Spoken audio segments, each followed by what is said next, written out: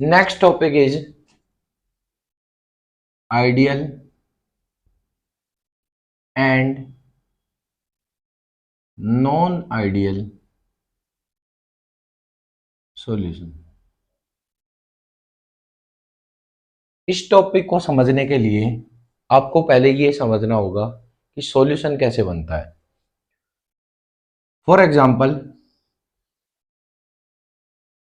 हम एक pure liquid ए लेते हैं, pure liquid A.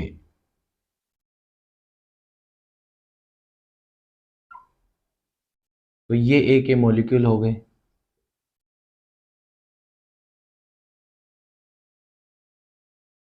Mix with pure liquid B,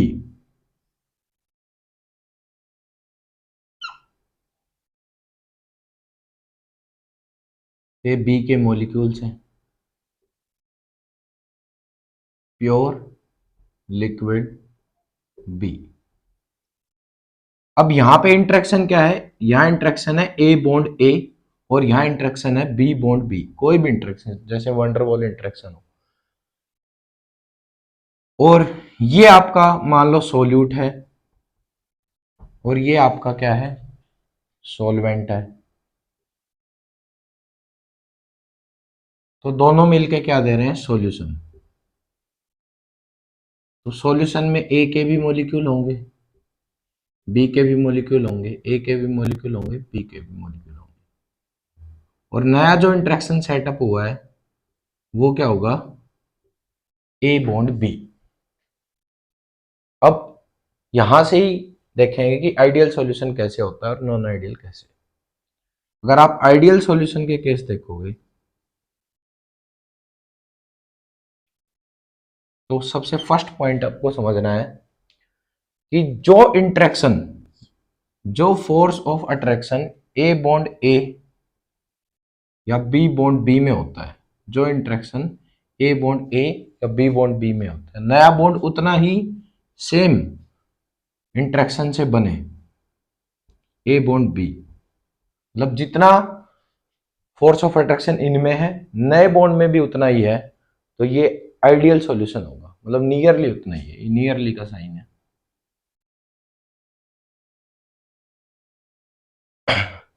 तो यहाँ पे कैसे? फॉर एग्जांपल ये आपने 10 ml लिया, ये आपने 10 ml लिया, तो दोनों को मिला के 20 ml बनेगा। यही आपने हमेशा पढ़ा है कि जितना सोल्यूट और जितना सॉल्वेंट आप लोगे लिक्विड में, दोनों को मिला के उतना ही सॉल्यूशन बनता है। लेकिन ऐसा हमेशा नहीं होता। ऐसा केस आइडियल सॉल्यूशन के केस में होता है अगर आपका पहले जितना वॉल्यूम था सोल्यूट और सॉल्वेंट का मिला के सॉल्यूशन में उतना ही वॉल्यूम बन रहा है, क्योंकि इंटरेक्शन सेम है। पहले जितने इंटरेक्शन ए में थी या बी में थी, नया इंटरेक्शन ए बॉन्ड बी में भी उतना ही है। मतलब ना तो मॉलिक्यूल्स की इंटरेक्शन बढ़ी है ना ही कम हुई है। तो यहाँ पे वॉल्यूम में कोई भी चेंज नहीं आएगा।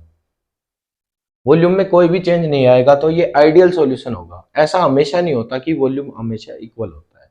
वॉल्यूम इक्वल नहीं भी होता। आज यही पढ़ना है कि दोनों को मिक्स करने पे वॉल्यूम इक्वल नहीं भी होता, वो नॉन आइडियल सॉल्यूशन का केस है। सेकंड पॉइंट है change in volume zero. Change in volume zero. तो यहाँ पे जैसे कि यहाँ 10 ml है, 10 ml है, 20 ml है और 20 ml ही यहाँ है। मतलब वॉल्यूम में कोई भी चेंज नहीं आया, क्योंकि इंटरेक्शन सेम है। ना तो मॉलिक्यूल पास जा रहे हैं ना ही दूर जा रहे हैं। जितना पहले सोल्यूट सॉल्वेंट में थे उतना ही सॉल्यूशन में। नेक्स्ट है चेंज इन एंथैल्पी। मिक्स करने पे जीरो आए। इसको समझो कि जितना इंटरेक्शन ए का है और बी का है,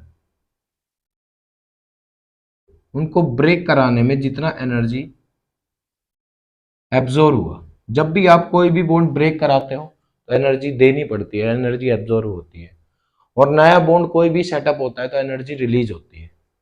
और एनर्जी एब्जॉर्ब होती है उसका साइन होता है पॉजिटिव में, और एनर्जी रिलीज होती है उसका साइन होता है नेगेटिव में।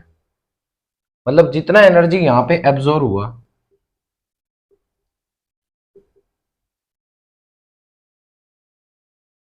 वो इक्वल है जितना एनर्जी रिलीज हुआ जब नया बॉन्ड बना ए बॉन्ड बी, जितनी एनर्जी इसमें रिलीज हुई है वो इक्वल हो,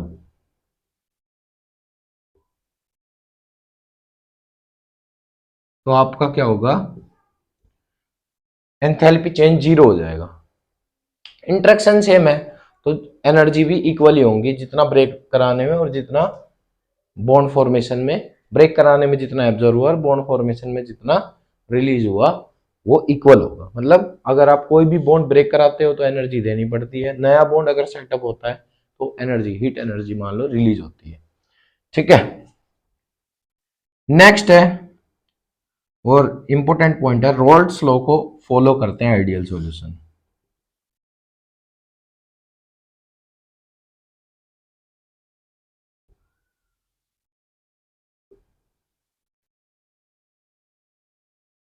ठीक है, अब जो आइडियल सॉल्यूशन होते हैं वो रोल्स लॉ को फॉलो करते हैं।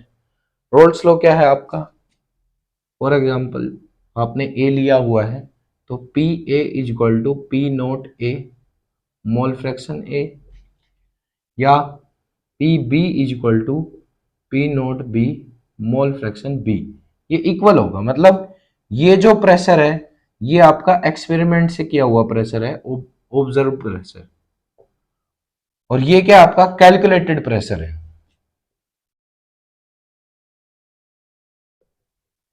ठीक है, मतलब observe pressure is equal to calculated pressure, जितना आपने एक्सपेरिमेंट से देखा और कैलकुलेट करने के बाद, रोल्स लॉ से कैलकुलेट करने के बाद भी उतना ही आया, तो ये आइडियल सॉल्यूशन होगा। चाहे ये टोटल का केस हो आपका पी नोट ए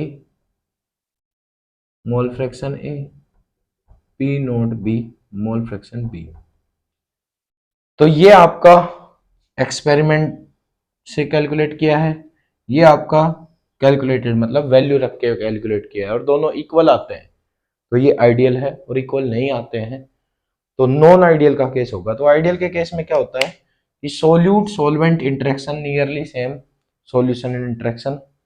ठीक है, वॉल्यूम चेंज जीरो होगा, कोई वॉल्यूम में चेंज नहीं आएगा, एंथैल्पी में कोई चेंज नहीं आएगा, रोल्स लॉ को फॉलो करता है, तो ये क्या होता है आइडियल सॉल्यूशन। अब इसमें क्या है और इंपॉर्टेंट पॉइंट आपको क्या समझना है कि दो चीज और होती है वो आइडियल और नॉन आइडियल के लिए सेम होती है, जैसे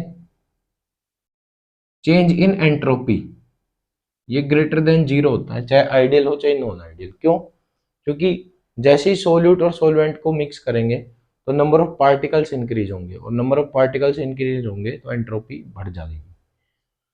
और for spontaneous change gives energy always less than zero, कोई भी स्पॉन्टेनियस चेंज होता है उसमें gives energy less than zero होती है। तो ये आइडियल और नॉन आइडियल दोनों के लिए सेम होगा।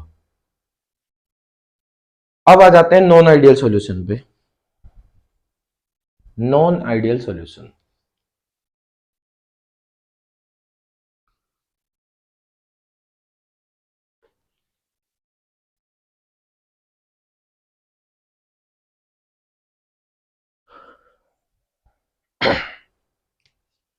नॉन आइडियल सॉल्यूशन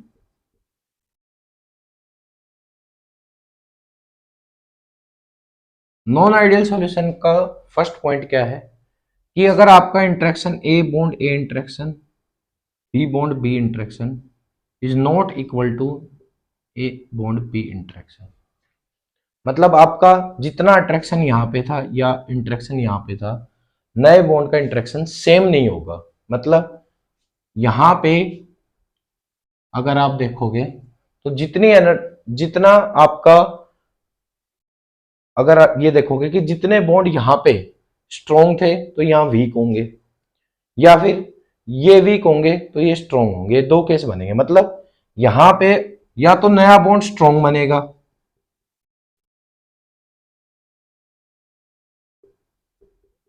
ये फर्स्ट केस है जो आगे पढ़ना है।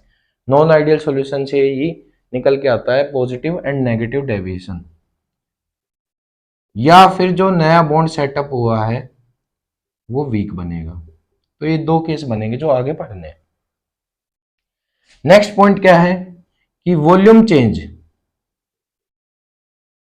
भी जीरो नहीं होगा। मतलब अगर आपने यहां 10 ml लिया है यहाँ भी 10 ml लिया है, तो हो सकता है वो 10 से ज़्यादा बन जाए, 22 ml भी बन सकता है और 19 ml भी बन सकता है, दोनों ही केस है। ठीक है, तो इक्वल नहीं होगा, मतलब वॉल्यूम चेंज जीरो नहीं होगा, ज्यादा भी हो सकता है कम भी हो सकता है, वो डिपेंड करता है इंटरेक्शन पे। अगर आपकी इंटरेक्शन पहले से वीक बनी है, मतलब पहले जितनी इंटरेक्शन थी सोल्यूट सोल्यूट की, सोलवेंट सोलवेंट की इंटरेक्शन से ज्यादा इंटरेक्शन बन गई है सॉल्यूशन में, तो मॉलिक्यूल्स पास पास आ जाएंगे और उस केस में वॉल्यूम डिक्रीज हो जाएगा। अगर आपका नया इंटरेक्शन जो सेटअप हुआ है, वो सेटअप आपका नया इंटरेक्शन है वो वीक है, नया बॉन्ड वो वीक है, तो मॉलिक्यूल्स दूर दूर चले जाएंगे, उस केस में वॉल्यूम इंक्रीज हो जाएगा, तो नॉट इक्वल टू जीरो होगा। Next, enthalpy change is not equal to zero. It means आपका ए बॉन्ड ए या बी बॉन्ड बी में ब्रेक डाउन करने के लिए जितना हीट एब्जॉर्ब हुआ है, इनको ब्रेक करने के लिए जितना हीट एब्जॉर्ब हुआ है उतना ही हीट रिलीज नहीं हुआ। मतलब या तो नया बॉन्ड स्ट्रॉन्ग बनेगा या वीक बनेगा। तो स्ट्रॉन्ग बनेगा तो पहले जितनी एनर्जी ब्रेक डाउन कराने में आपकी लगी है, एब्जॉर्ब हुई है, अगर नया बॉन्ड स्ट्रॉन्ग बना है, जितना ज्यादा स्ट्रॉन्ग बॉन्ड बनता है, ये भी ध्यान रखना, जितना स्ट्रॉन्ग बॉन्ड बनता है, जितना ज्यादा स्ट्रॉन्ग बॉन्ड बनता है, एनर्जी उतनी ही ज्यादा रिलीज होती है। तो इस केस में अगर आपका इंटरेक्शन सेम नहीं है, तो एक बार आपका स्ट्रॉन्ग बॉन्ड बनेगा तो एनर्जी पहले से, मतलब जितनी एनर्जी एब्जॉर्ब हो रही थी उससे ज्यादा रिलीज हो जाएगी, क्योंकि स्ट्रॉन्ग बॉन्ड बना है। और वीक बॉन्ड बना है तो एनर्जी कम रिलीज होगी, तो वो इक्वल नहीं होंगे।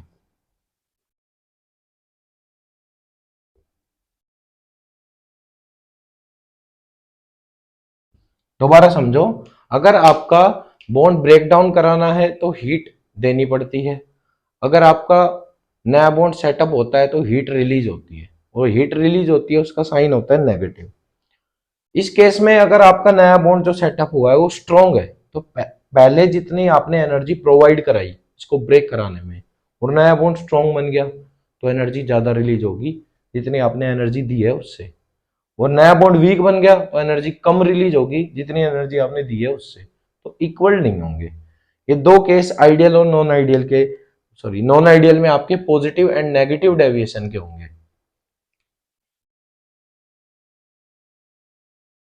और लास्ट है, रोल्स लॉ को ओबे नहीं करेंगे। ठीक है, नॉट फॉलो रोल्स लॉ। अब इस केस में क्या होगा कि P A is not equal to P not A mole fraction A, या P B is not equal to P B mole fraction B, and P total is also not equal to P not A mole fraction A plus P not B mole fraction B. तो ये case है आपके ideal and non ideal solution के। अब यहां से ही आगे पढ़ेंगे हम पॉजिटिव एंड नेगेटिव डेविएशन।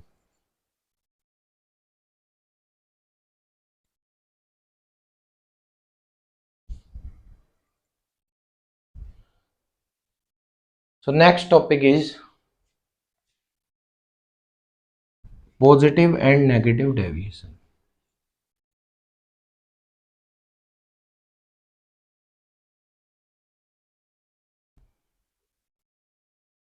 एक बार ये और देख लो कि आइडियल सॉल्यूशन का ग्राफ कैसे बनता है। अगर आप आइडियल सॉल्यूशन का ग्राफ बनाओगे तो ये आपने देखा होगा पहले भी, कि अगर यहाँ मोल फ्रैक्शन ए की वैल्यू 1 है, क्योंकि दोनों का सम 1 होता है, तो ये 0 हो जाएगा। यहाँ ए की वैल्यू 0 है तो मोल फ्रैक्शन बी की वैल्यू 1 हो जाएगी। ठीक है,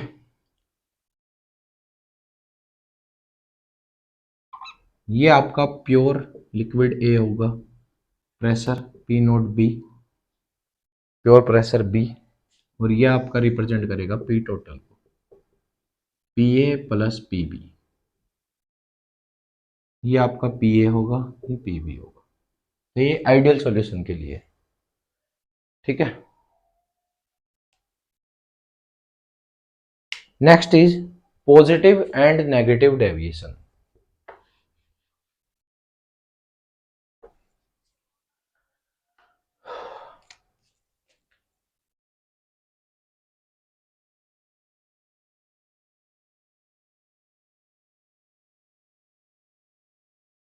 पॉजिटिव डेविएशंस,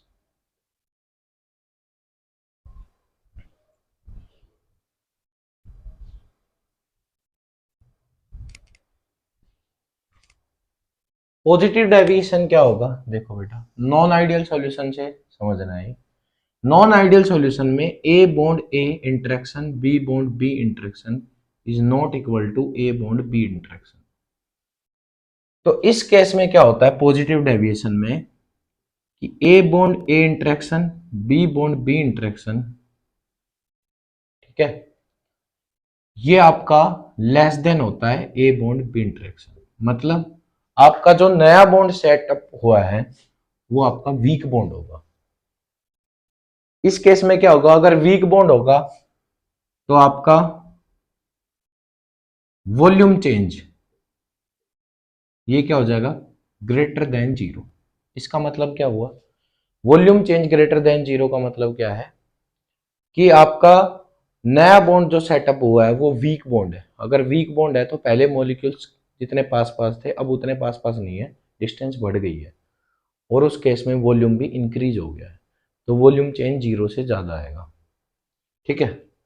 अब नेक्स्ट केस क्या है कि जितना एनर्जी इनको ब्रेक डाउन कराने में यूज हुआ तो ये बॉन्ड स्ट्रॉन्ग है, यहां हीट एब्जॉर्ब हुआ है,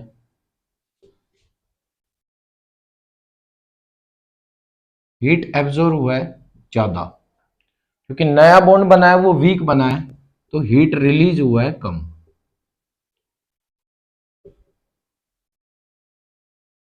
हीट रिलीज कम हुई है, हीट एब्जॉर्ब ज्यादा हुई है। एब्जॉर्ब ज्यादा होता है तो एब्जॉर्ब का साइन आता है पॉजिटिव।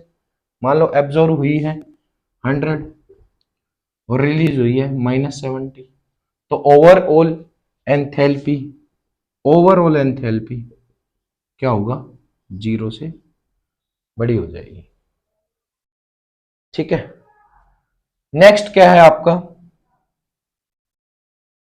अगर ये केस है आपके तो रोल्स लॉ में क्या चेंज आएंगे, बॉन्ड में देख लिया आपने, वॉल्यूम में देख लिया, रोल्स लॉ में क्या चेंज आएंगे। रोल्स लॉ में क्या आएगा कि आपका पहले क्या होता था आइडियल में, P A is equal to P not A, mole fraction A था, लेकिन इस केस में जो नया बॉन्ड बना है वो वीक बना है, तो प्रेशर क्या हो रहा है, इंक्रीज। प्रेशर क्या हो रहा है, इंक्रीज।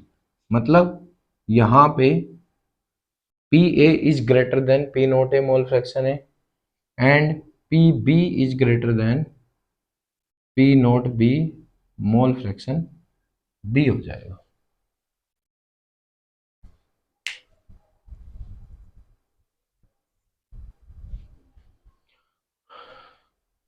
तो इसका मतलब क्या हुआ आपका, या फिर पी टोटल भी ग्रेटर हो जाएगा, P naught A mole fraction A plus P note B mole fraction B से। इसका मतलब ये है कि नया बॉन्ड अगर बनेगा वीक, वीक बॉन्ड बनेगा तो उस केस में वेपर ज्यादा बनेंगे, और वेपर ज्यादा बनेंगे तो वेपर प्रेशर भी ज्यादा होगा। तो इस केस का ग्राफ बनता है, बहुत ही अच्छा ग्राफ है, ध्यान से समझना। यहाँ पे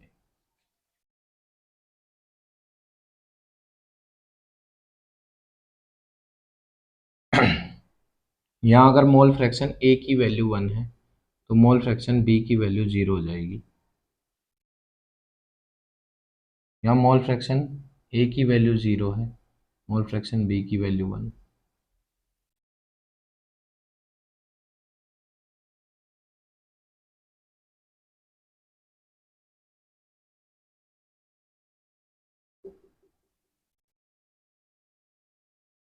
तो ये ग्राफ आइडियल सॉल्यूशन का है, लेकिन इसमें अगर आप पॉजिटिव डेविएशन का बनाओगे यहाँ से ये पी नोट ए को रिप्रेजेंट कर रहा है, पी नोट बी को।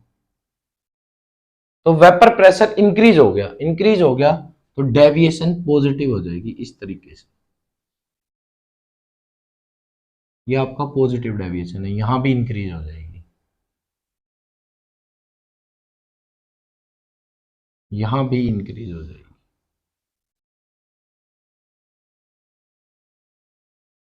ठीक है, तो ये आपका ग्राफ है। ग्राफ भी इंपॉर्टेंट है, यहां से भी क्वेश्चन आते हैं।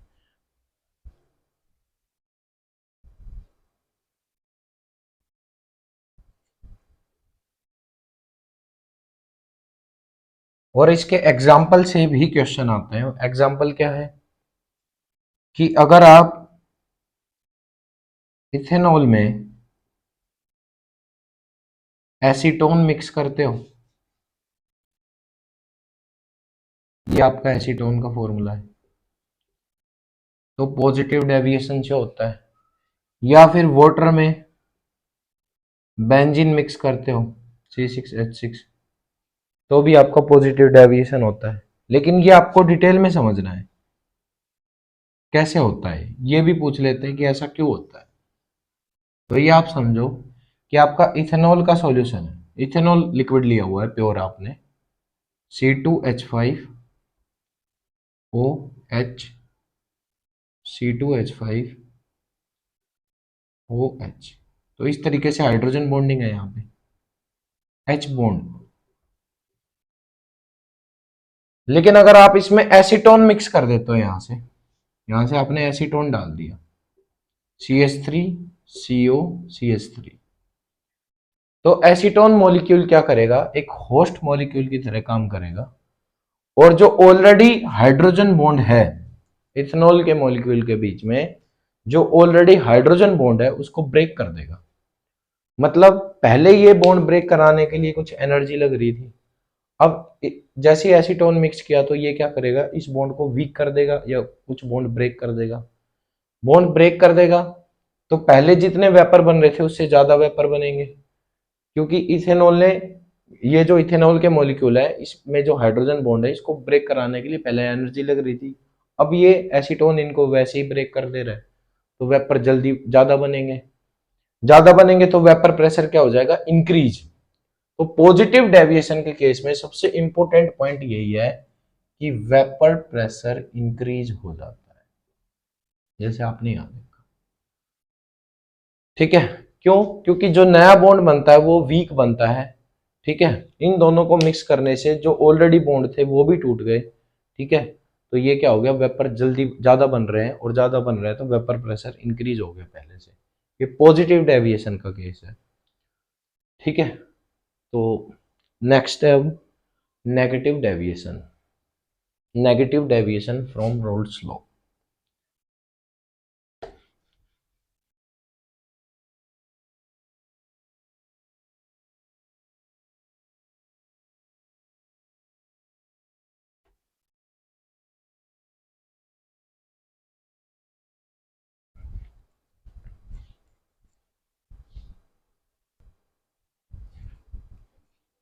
Negative deviation from roles law.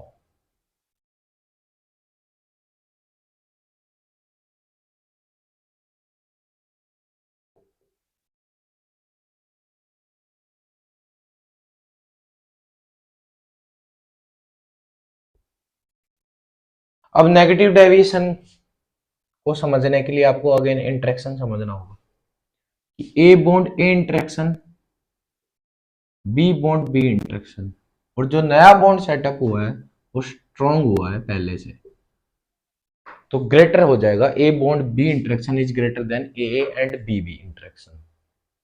इस केस में क्या होगा कि volume change is less than 0। मतलब आप दो लिक्विड मिक्स कर रहे हो, ये आपने 10 ml लिया, ये भी 10 ml लिया, ये ए है ये बी है, तो नया जो वॉल्यूम है वो 20 नहीं होगा, ठीक है, क्योंकि 20 से कम ही होगा, मतलब मान लो फॉर एग्जांपल 19 हो गया। क्यों हो गया ऐसा, क्योंकि नया जो बॉन्ड बना है वो स्ट्रॉन्ग बना है, तो मॉलिक्यूल्स पास पास आ जाएंगे, पास आएंगे तो वॉल्यूम क्या हो जाएगा, डिक्रीज। ठीक है, नेक्स्ट, जितना energy A A B B interaction को ब्रेक कराने में एब्जॉर्ब हुई है,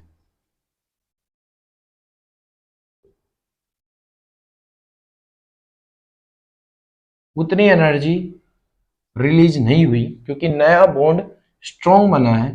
तो ए बी को बनने में जो एनर्जी रिलीज हुई है वो ज्यादा हुई है।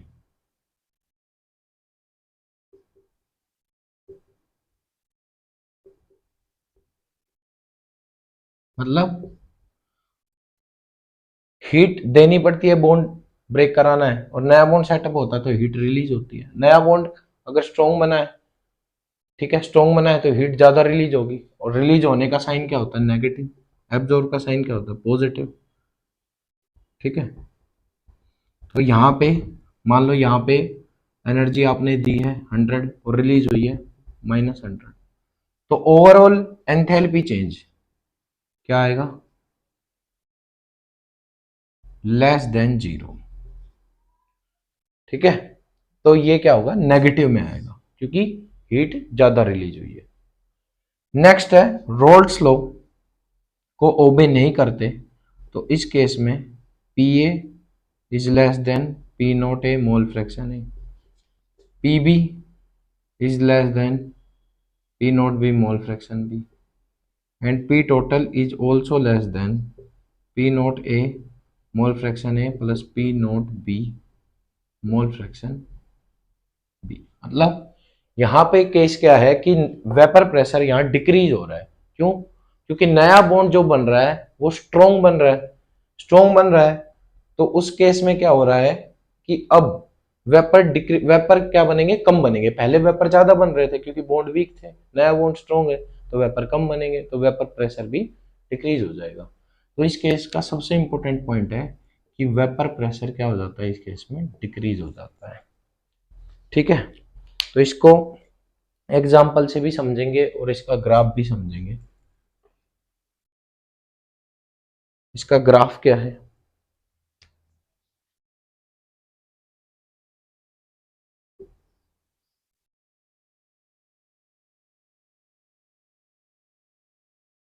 यहाँ मोल फ्रैक्शन ए की वैल्यू 1 है तो बी की वैल्यू 0 होगी। Mole fraction 0, B 1। यहाँ आपका पी नोट ए है, ये पी नोट बी है, ये आपका P total P A plus P B, P B P A. इस केस में क्या हो रहा है? वेपर प्रेशर डिक्रीज हो रहा है। वेपर प्रेशर डिक्रीज हो रहा है तो डेविएशन कैसा होगा बेटा? नेगेटिव होगा।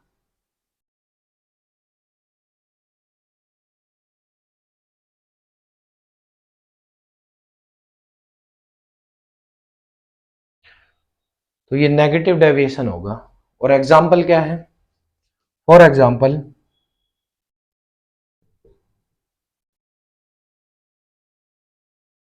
Chloroform CH3Cl3 plus acetone CH3COCH3। इस केस में क्या है कि अगर आप क्लोरोफॉर्म और एसीटोन को मिक्स करते हो,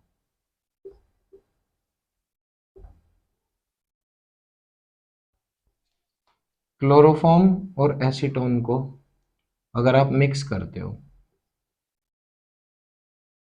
तो नया हाइड्रोजन बॉन्ड सेटअप हो जाता है। न्यू हाइड्रोजन बॉन्ड सेटअप हो जाता है, स्ट्रॉन्ग बॉन्ड।